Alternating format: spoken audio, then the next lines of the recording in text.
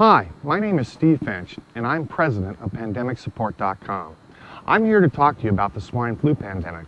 I've spent over 20 years in the federal government in emergency preparedness and response, and for the last number of years, I've consulted for public health departments.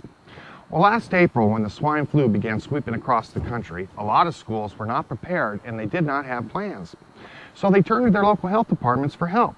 Well, unfortunately, the local health departments were also overwhelmed, and they did not have the time or the staff to help schools create a pandemic influenza plan. Government, whether federal, state, or local, become overwhelmed themselves during an emergency. As much as they'd like to help everyone, some emergencies just become too overwhelming, and they're not able to help as much as they would like. This was very evident during Hurricane Katrina. Being prepared is your responsibility, and I would like to help you in that responsibility by providing you the peace of mind that with a plan from Pandemic Support that you are doing everything humanly possible to combat this pandemic in your school. This particular strain of flu has specifically targeted younger people, primarily between the ages of 5 and 24, with the median age being 12. The biggest impact will be to our schools. The Center for Disease Control estimates that if the pandemic is widespread, the possibility exists that as much as 40% of the population could become infected. This also means that there's a possibility of 40% of your staff and students may also be infected at any given time.